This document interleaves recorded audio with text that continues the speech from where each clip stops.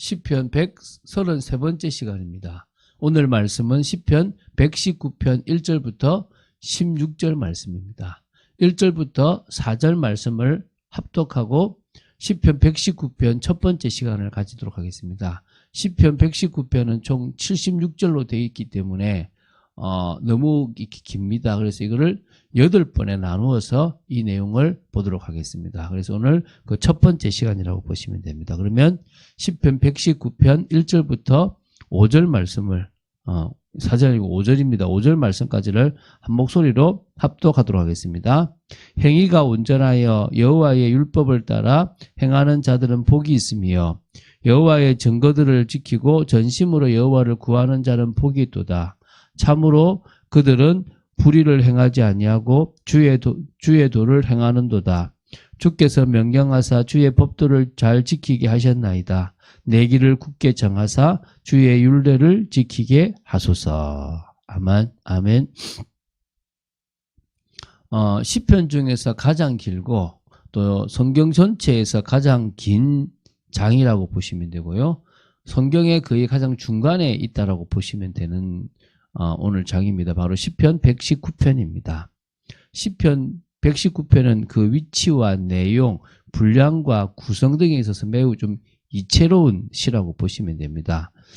두말할 것 없이 성경은 하나님의 구원의 말씀이 담긴 책이지 않습니까? 그런데 이 본시는 이런 성경의 딱 정중앙에 위치하여 하나님의 말씀 자체에 대한 사모의 열정과 하나님의 약속의 말씀에 근거한 구원의 축복의 강구를 담고 있는 중요한 시라고 보시면 됩니다. 성경의 정중앙에 위치해 있고요. 성경 그 자체의 중요성, 또 성경이 가르치는 바 가장 핵심적이고 가장 큰 무게를 지닌 주제를 다루고 있는 부분에서 이 시편 119편은 오늘 좀 중요하게 우리가 봐야 될 줄로 믿습니다. 이 시는요, 분량면에서 장구분상 성경에서 가장 긴 176절로 되어 있는 장문입니다. 근데 이게 이제 8절을 한 연으로 총 22연으로 구성되어 있습니다. 시브리어 알파벳이 22자로 되어 있잖아요. 그래서 그렇게 지금 구성되어 있다고 보시면 됩니다. 이들 각각의 연들은 다양한 관점에서 하나님의 말씀에 대한 이 시인의 사랑과 그 말씀에 순복하는 그런 열정, 그리고 구원의 강구라는 대주제를 아주 잘 표현해 주고 있다고 보시면 됩니다. 그래서 이를 효과적으로 좀 표현하기 위해서 전 22개의 각 연의 첫머리를 히브리어 알파벳 22자의 순서를 따라 시작하는 답관체의 형식을 취하고 있습니다. 어떻게 하냐면 8년은 알렙, 8년은 베트, 이런 식으로 22자를 계속 이렇게 8년씩 앞에 시작이 딱 그렇게 시작됐어요. 그러니까 176절이 되어지는 겁니다. 되게 길지 않습니까? 그렇죠? 인간이 동원할 수 있는 모든 언어를 사용하여 구원자 되신 하나님의 말씀을 찬양하고 있고요. 이를 향한 뜨거운 사모의 열정을 표출시키고 있다고 보시면 됩니다. 자, 이 22개의 연은 각각 2개에서 4개의 연으로 묶여진 8개의 문단으로 구성되어 있다고 보시면 됩니다. 그래서 이제 8번에 나누어서 이 모든 것들을 보도록 하겠습니다. 그래서 이들 문단은 다시 본시의 핵심 주제인 말씀 사모에 대한 열정과 구원의 강구라는 두 가지 핵심 주제를 번갈아 가면서 반복하여 이렇게 강조하고 있다는 겁니다. 그래서 보통 좀 짧으면은 2연이 합쳐졌다고 보시면 되고, 길면은 4연이 합쳐졌다고 보시면 됩니다. 자, 그러면 시편 119편 1절부터 16절의 내용을 좀 구체적으로 살펴보겠습니다. 크게 두 부분으로 보시면 됩니다. 알렙이라는 단어로 시작되는 8년과 베트라는 이 단어로 이제 이렇게 시작되는 이렇게 8년. 그래서 이제 16년이죠. 자, 그러면은 먼저 이제 제1년이죠. 알렙으로 시작되는 1절부터 8절입니다. 인생의 복의 기준이 되는 여호와의 법에 대하여 노래하고 있다고 보시면 됩니다. 바로 이어서 보겠습니다. 그래서 또 그 안에를 좀 나누면 1절부터 3절이 이 여호와의 법이 인생의 복의 기준이 된다는 것을 선포하고 있습니다. 보면 1절 3절입니다. 행위가 온전하여 여호와의 율법을 따라 행하는 자들은 복이 있으며 여호와의 증거들을 지키고 전심으로 여호와를 구하는 자는 복이 있도다. 참으로 그들은 불의를 행하지 아니하고 주의 도를 행하는도다. 이렇게 나옵니다. 자, 완벽함의 기준을 여호와의 율법에 딱 두고 있습니다. 그러니까 온전하죠. 율법을 완벽히 지키는 자가 복된 인생이라고 말하고 있습니다. 물론 지킬 수가 없는 건 사실인데 그 말씀을 지킬 수만 있다면 가장 복인 거죠. 그것을 지킬 수 있도록 주님께서 은혜를 주시는 게 사실 맞는 건데, 그죠? 그래서 세상 사람들은 뭘 복이라 그럽니까?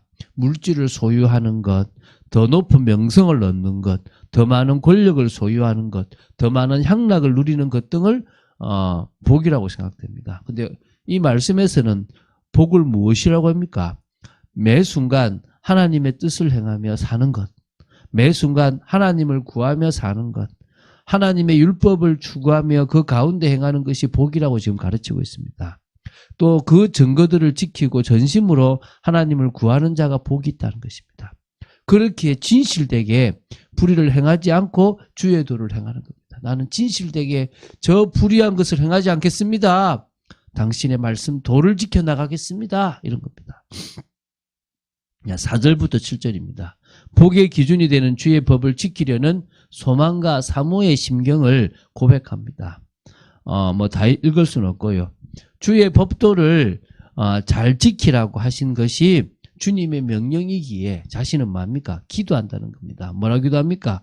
내 길을 굳게 정하사 주의 율례를 지키게 하소서. 다시 말하면 자신의 인생의 길을 굳게 정하게 하셔서 주의 율례를 계속 지키게 해달라는 것이고요. 그래야 자신이 주의 모든 계명에 주의할 수 있고요. 또 마음에 새길 수 있다 이 말입니다. 그러면 부끄럽지 않게 되겠죠.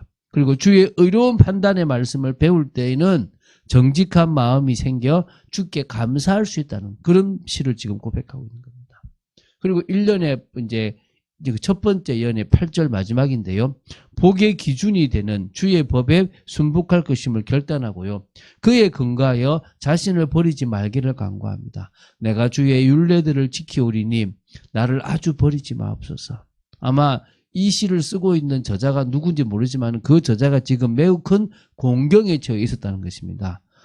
큰 두려움에 휩싸여 있었던 거죠. 근데 가면 그 가운데서 절망할 수 있습니다. 그리고 스스로 감당할 수 없는 그런 위기를 자신의 힘으로 해결해 보려고 몸부림치고 발버둥 칠 겁니다. 그런데 오히려 이 시인은 어떻게 합니까?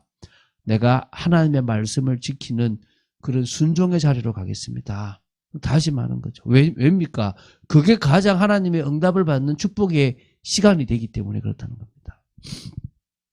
이제 두 번째 연입니다. 이제 또 다시 9절부터 16절까지 또 한 연이죠. 이게 벳드라고 그러니까 벳드라는 단어로 시작하고 있습니다. 행실의 기준이 되는 여호와의 말씀에 대하여 노래하고 있죠. 먼저 9절을 보면요. 자문자답 형식으로 주의 말씀이 청년의 거룩한 행실의 기준이 됨을 얘기합니다. 청년이 무엇으로 그의 행실을 깨끗하게 하리까? 주의 말씀만 지킬 따름이니이다. 그러니까 스스로 질문하고 스스로 답하는 거죠.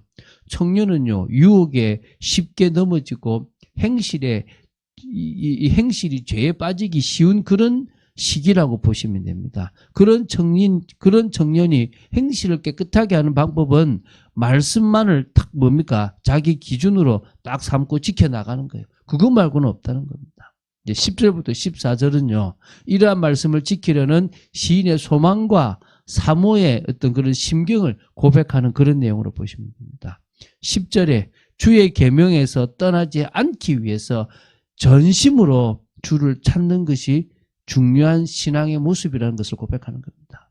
여러분 정말 계명에서 떠나지 않으려면요. 전심으로 주를 찾아야 되는 거예요. 11절은요. 이렇게 나옵니다. 주의 말씀을 마음에 두는 것이 중요합니다. 그러면 뭐 하지 않습니까? 범죄하지 않습니다. 여러분 말씀을 탁 마음에 두세요. 늘 그 말씀을 생각하면 그 말씀을 마음 중심에 딱 이렇게 우선으로 두고 있으면요. 범죄할 순간에 그 말씀이 생각나는 겁니다. 그래서 12절에는요. 주님께서 율례를 가르쳐 주시면 자신의 입술로 선포할 수 있을 거라고 고백하고요. 그게 이제 12, 13절입니다. 14절에는 이 고백을 하는 거죠. 모든 재물을 즐거워함 같이 주의 증거들의 도를 즐거워할 정도가 되었다.